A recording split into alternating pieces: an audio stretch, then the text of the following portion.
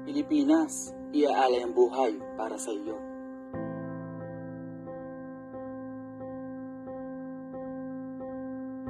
Nakamamangang isipin na ako ay pinanganak sa bansang Pilipinas, na kung saan ang pagbibigayan at pagtatanggol sa isa't isa ay likas. Ngunit ano nga ba ang aking tunay na katayuan sa bansang ito?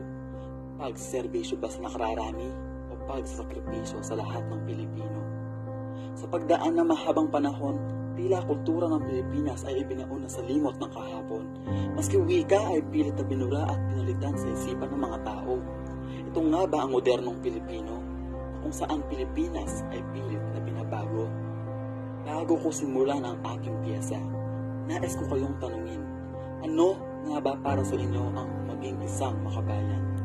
Ito lamang ba ang pagtutulungan at pagbibigayan na sa oras ng sakuna tayo ay nagkakaisa? Sapat na ba iyon para maging makabansa? O baka tila isang pagpapakitang tao lamang para tayo'y purihin at sambahin? At kung nasagutan mo na ang aking mga katanungan, atin nang simulan.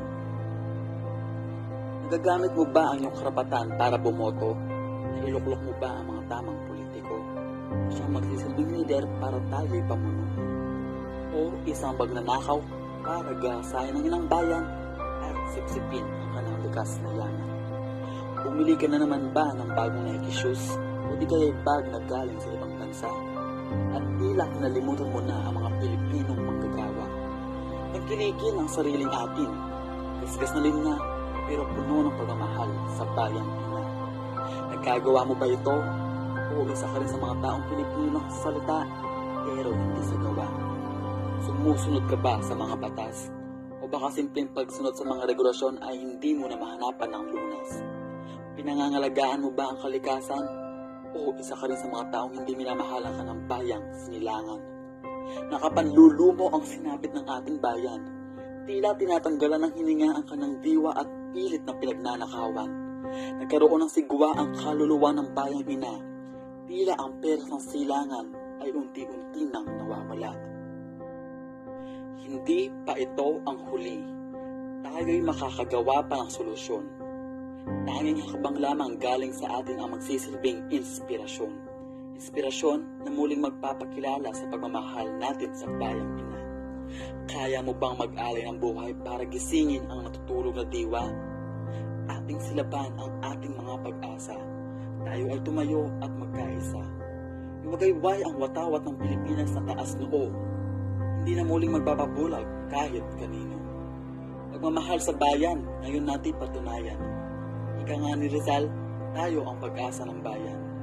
Muli natin ipakilala ang bansang minsan nang namayagpag at yumaman.